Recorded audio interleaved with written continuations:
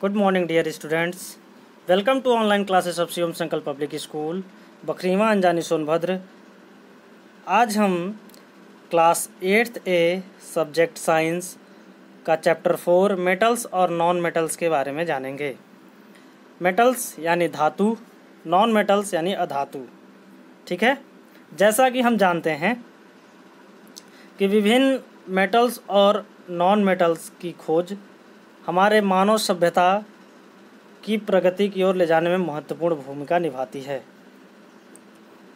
पृथ्वी पर पाए जाने वाले सभी सब्सटेंस, जितने भी सब्सटेंस है, पदार्थ हैं, वह रासायनिक पदार्थों से मिलकर बने होते हैं। इन रासायनिक पदार्थों को तत्व यानी कि एलिमेंट कहा जाता है। एलिमेंट किसे कहा जाता है? Any substance which is made up of same kind of molecules is called elements. यानी कि जो एक समान रासायनिक पदार्थों से मिलकर के बने होते हैं, इन्हें तत्व कहा जाता है। ठीक है, आज तक तकरीबन 114 एलिमेंट्स के विषय में जानकारी प्राप्त है, जिनमें से 19 यानी 90 नेचुरल रूप से अस्तित्व में हैं, यानी वह प्राकृतिक रूप से अस्तित्व में हैं, तथा 24 यानी कि 24 मानव निर्मित मैन मेड एलिमेंट्स हैं, मानव निर्मित तत्व हैं। इन तत्वों को धातुओं तथा अधातुओं में वर्गीकृत किया गया है, यानी इन एलिमेंट्स को मेटल्स तथा नॉन मेटल्स में वर्गीकृत, विभाजित, डिफरेंशिएट किया गया है। ठीक है, इनमें धातुओं की संख्या अत्यधिक है, अधातुओं की संख्या केवल 21 है, यानी मेटल्स की संख्या बहुत ज़्यादा है और नॉन मेटल्स की संख्या जो होती है वो 21 है। एक तत्व को भौतिक और रासायनिक गुणों के आधार पर धातु तथा अधातु में वर्गीकृत किया गया है, यानी कि इन सभी एलिमेंट्स को फिजिकल एंड केमिकल, उनके फिजिकल एंड केमिकल प्रॉपर्टीज़ के अनुसार उन्हें मेटल्स और नॉन मेटल्स में डिवाइड किया गया है। ठीक है, ये physical properties of metals and non metals. ठीक, तो सबसे पहले हम मेटल्स की देखेंगे, धातु की देखेंगे। धातुओं के बारे में यानी मेटल्स के बारे में जानेंगे। सभी धातुएं पृथ्वी के गर्भ में पाई जाती हैं। ठीक है, जितनी भी मेटल्स हैं वो कहाँ पाई जाती हैं? पृथ्वी के गर्भ में पाई जाती हैं। पृथ्वी के गर्भ में सबसे अधिक पाई जाने वाली धातु एल्युमिनियम है, यानी सबसे अधिक जो धातु पाई जाती है वह एल्युमिनियम है। तथा दूसरी सबसे अधिक, सेकंड नंबर पर जो सबसे अधिक मेटल्स पाया जाता है वह आयरन यानी कि लोहा है। समझ में आ गया? यानी पहला सबसे अधिक एल्युमिनियम और सेकंड धातु जो है वह लोहा है, यानी सेकंड मेटल्स आयरन है। पहला मेटल्स जो है सबसे अधिक पाया जाता है एल्युमिनियम है। कुछ धातुएं समुद्र एवं महासागरों में भी पाई जाती हैं। ठीक है, प्रत्येक धातुएं संयोग अवस्था में पाई जाती हैं, जैसे कि sodium chloride, NaCl, common salt, जैसे सामान्य भाषा में कॉमन सॉल्ट कहते हैं।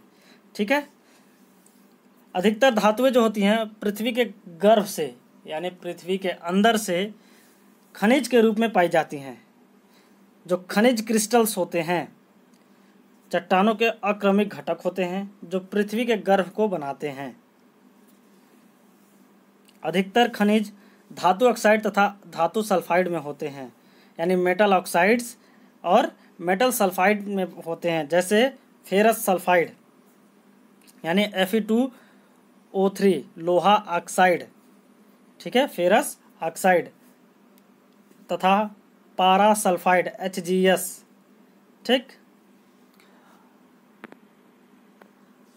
फिजिकल एंड केमिकल प्रॉपर्टीज़ के बारे में अगर हम बात करेंगे तो metals are generally in solid at room temperature, यानी धातुएं जो होती हैं कमरे के तापमान पर सामान्यतः ठोस अवस्था में होती हैं।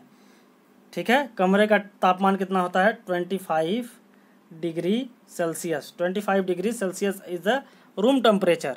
इस रूम टेम्परेचर में सामान्यतः हम 25 डिग्री सेल्सियस कहते हैं, कभी कभी आपको देखा जाएगा 20 to 25 बोलते हैं, लेकिन होता क्या है 25 डिग्री सेल्सियस। इसमें जो मेटल्स होते हैं वह ठोस अवस्था यानी सॉलिड अवस्था में होती हैं। पारा तथा गैलीलियम, ठीक है, पारा और गैलीलियम यह दो ऐसे मेटल्स हैं जो 25 डिग्री सेल्सियस यानी रूम टेम्परेचर पर भी लिक्विड स्टेट में होते हैं, लिक्विड स्टेट में होते हैं। कौन कौन से?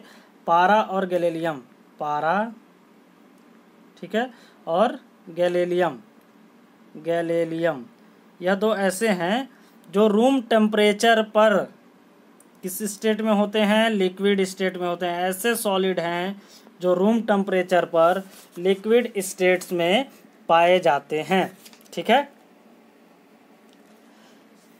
सॉलिड जो होते हैं, हार्डनेस, हार्डनेस अगर हम बात करें, metals are generally hard except sodium and potassium, यानी कि धातु जो होती हैं वह सामान्यतः सख्त व मजबूत होती हैं।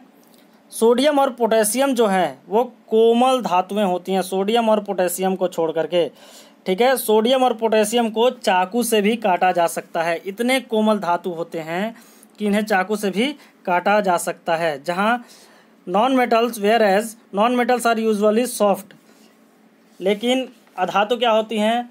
कोमल होती हैं। कार्बन के रूप में सबसे सख्त पदार्थ हीरा है, ठीक है।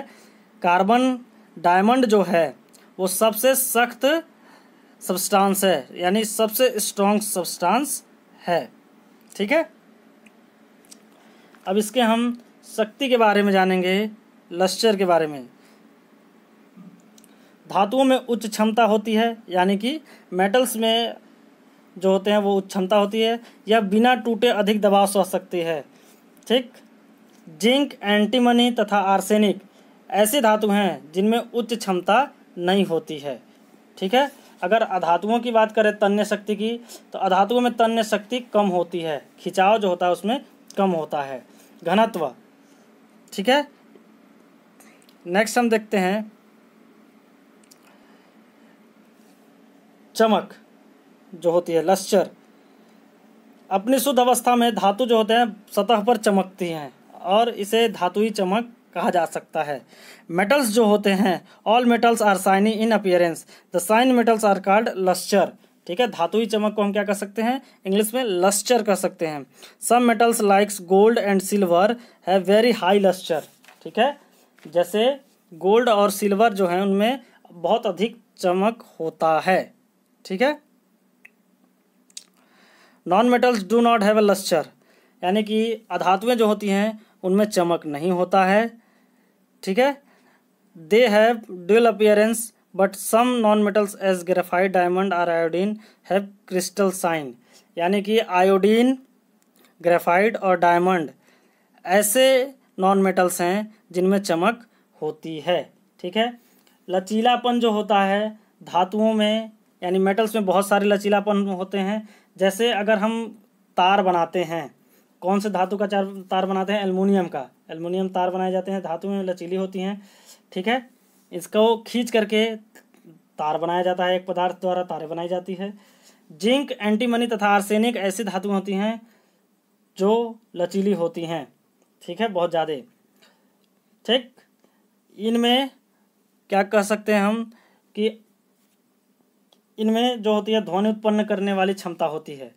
बहुत सारे जो मेटल्स होते हैं वो ध्वनि उत्पन्न करते हैं, लेकिन नॉन मेटल्स ध्वनि उत्पन्न नहीं करते। इन्हें जैसे मेटल्स को हम अगर लोहे के रॉड से पीटते हैं तो एक ध्वनि आती है, साउंड आता है, साउंड उत्पन्न करते हैं, लेकिन इनमें नहीं होता, ठीक।